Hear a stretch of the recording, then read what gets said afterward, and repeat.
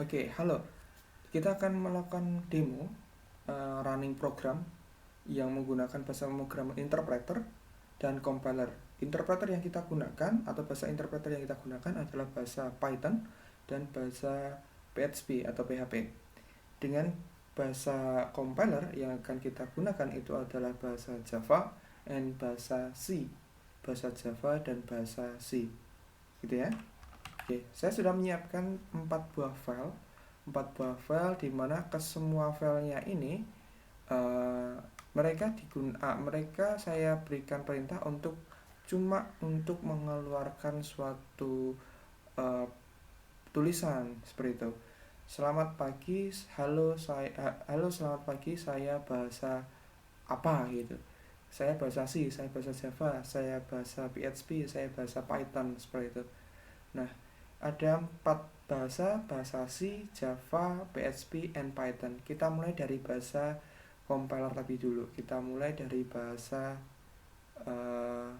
C terlebih dahulu. Gitu ya. Saya bukakan dulu scripting atau notepad-nya seperti apa, atau pakai Sublime-nya seperti apa. Tampilan dari programnya seperti apa. Oke, saya mulai dari bahasa C. Bahasa C saya menggunakan ini. Include stdio.h untuk melakukan eksekusi print. Saya kasihkan integer, returnnya integer, main itu harus ada returnnya harus ada. Terus di sini saya katakan print selamat pagi, saya bahasa C seperti itu. Dan di sini adalah returnnya. Nah, yang menjadi fokus kita adalah ini yang akan tampil di layar adalah ini. Selamat pagi, saya bahasa C, gitu ya. Nah, kita coba running ke dalam CLI, Command Line Interface. Apa itu CLI? Nanti saya sampaikan di pertemuan selanjutnya. Tapi yang pasti ini kita running di dalam CLI. Kalau dalam Windows itu ada yang namanya CMD atau Command Prompt. Kita running di sana. Nah, yang kedua saya bukakan di sini saja. Diamati baik-baik bahwa di sini hanya ada 4 file C, Java, PHP, dan Python. Nah, kalau untuk runningkan C, maka saya perlu mengetikkan gcc, nama filenya apa, terus -o, baru nama file yang ingin atau nama eksekusi filenya apa. Boleh tidak sama persis dengan file C-nya, first on C pun boleh. Ini saya persiskan saja gcc. Kita akan melakukan compiling dari first on C.c yang merupakan source code dari C kita ke dalam file eksekusi yang namanya adalah first on C. Kita enter. Setelah kita enter nanti akan muncul file baru yang namanya first on C, gitu ya. Kita enter ya. Enter. Kalau dia berhasil maka first on C akan muncul. Ini akan muncul gitu ya. Coba sekarang saya eksekusi /first on C. Ya, akan muncul adalah seperti ini. Selamat pagi, saya bahasa C. Oke, kita perlihatkan apa itu sebenarnya first on C.c. Tampilannya adalah seperti ini, gitu ya. Kayak di Sublime tadi, kayak di test editor tadi, maka scriptingnya adalah seperti ini. Coba kita lihat executable-nya apakah bisa dilihat. First on C. Nah, first on C akan ada bahasa seperti ini, akan dieksekusi ke menjadi bahasa yang bisa dimengerti oleh bahasa mesin, menjadi seperti ini. Nah, ini adalah executable-nya atau hasil compiler-nya dari bahasa C. Saya ulang lagi ya. Bahasa C agar bisa dieksekusi maka harus di-compiling dulu sehingga mendapatkan file baru, yang mana file itu akan bisa kita eksekusi. Bagaimana jika ini saya hapus, bahasa C langsung kita eksekusi? Berarti kayak perintahnya kayak tadi, berarti first on first on c. Bisa nggak kira-kira? Oke, tidak bisa dia. Dnet seperti itu. Kalau coba misalkan pakai sudo first on c, juga tidak bisa. Yang bisa adalah kita lakukan compiling dulu,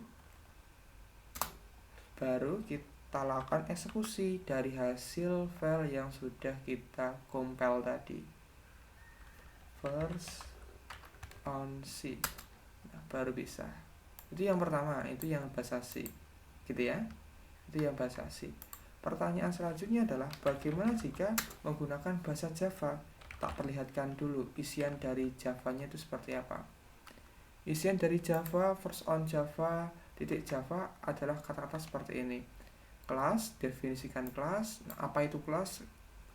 Besok di belakang kita akan pelajari. Kita definisikan functionnya atau public static void main-nya. Baru ini perintahnya untuk melakukan output. Harus dilakukan ini semua, gitu ya. Oke, sekarang bagaimana cara kita melakukan eksekusi? Cara kita melakukan eksekusi yang pertama adalah sama. Karena Java kita menggunakan bahasa compiler, maka kita harus compile dulu. Pakai apa? Pakai perintahnya adalah Java first on Java. Setelah saya enter nanti akan muncul file baru, dimana filenya bukan lagi .java tapi .kelas, gitu ya. Bukan .java seperti ini tapi .kelas. Ya, saya enter. Di sini akan muncul satu file baru, ya, first on Java .class, gitu ya. Nah, untuk mengeksekusinya tinggal kita ketikkan Java first on Java, kita enter. Nah, selamat pagi, saya bahasa Java. Ini yang akan dijalankan di dalam mesin. Pertanyaan selanjutnya adalah, atau kita kelas balik, apa sih sebenarnya isi dari first on Java.java? Isinya adalah seperti ini, get first on Java.java. Isinya adalah seperti ini. Pertanyaan selanjutnya adalah bagaimana isi dari first on Java.class?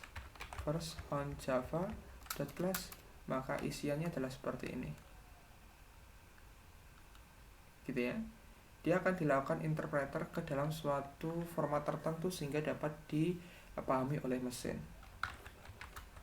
gitu ya. Atau pakai kasus yang tadi, misalkan kalau tidak kita lakukan compile lebih dulu gimana? Apakah bisa? Coba .class-nya saya hapus, langsung kita eksekusi Java first on Java. Kita klik not found, tidak diketahui. Kalau misalkan tambahkan .java, bisa nggak? Oke, dia bisa. Kenapa dia bisa? Karena sudah pernah dikompil seperti ya. Oke, clear. Syarat pertama adalah kita harus melakukan compiling dulu first on Java.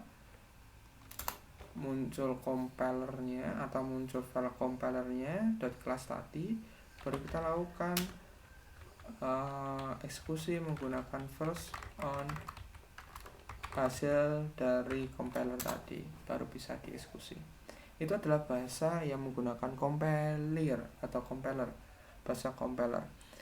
Yang kedua, kita bisa menggunakan bahasa interpreter yang artinya tidak perlu kita lakukan compiling lebih dulu, langsung kita panggil dan program tersebut langsung akan dieksekusi. Contohnya adalah bahasa PHP. Kita lihat dulu bahasa PHP isinya seperti apa. Untuk menampilkan selamat pagi, saya bahasa PHP, maka diminta untuk menuliskan ketiga baris ini atau ketiga format ini. Kita buka tagnya, kita tutup tagnya, di tengah-tengahnya kita kasihkan echo seperti itu. Nah, untuk melakukan compiling ya tinggal kita eksekusi seperti ini saja. Nah, dilihat di atasnya ini ada 1, 2, 3, 4, 5, dan 6 file saja. Kalau misalkan saya eksekusi PHP-nya first on PHP, ini tidak akan ada muncul file baru. Kenapa? Karena PHP bukan bahasa compiler tapi bahasa interpreter. Asalkan PHP itu sudah punya atau kita sudah punya PHP, asalkan kita sudah punya PHP seperti itu, maka sudah cukup bagi kita untuk bisa menjalankan program. Kuncinya di sana. Kita harus punya PHP-nya terlebih dahulu. Oke, untuk menjalankannya adalah tinggal klikkan PHP first on PHP. Nah, ini adalah hasil akhir dari tampilan atau hasil akhir dari program first on PHP. Kita perhatikan dulu, kita perhatikan lagi first on PHP isinya apa. Oke, ini adalah perintah dari first on PHP. Ya, perintahnya adalah echo. Dari echo yang akan kita keluarkan apa? Selamat pagi, saya bahasa PHP, seperti itu. Nah, ini adalah perintah dari bahasa interpreter. Tidak ada file baru yang muncul, tetapi saat kita melakukan eksekusi, ini terus akan dijalankan, dan akan dilakukan interpretasi ke dalam bahasa mesin terus dan terus. Dibandingkan dengan bahasa compiler, kalau bahasa compiler itu akan di-compile lebih dulu ke dalam suatu file baru, sehingga file baru tersebut yang akan dieksekusi untuk ke mesin. Kalau di dalam interpreter tidak perlu dilakukan interpreter ke dalam suatu bentuk tertentu, dan langsung saja dieksekusi. Nah, itu cukup. Bagaimana jika kita menggunakan bahasa Python? Asalkan kita punya Python, salah. Bentar.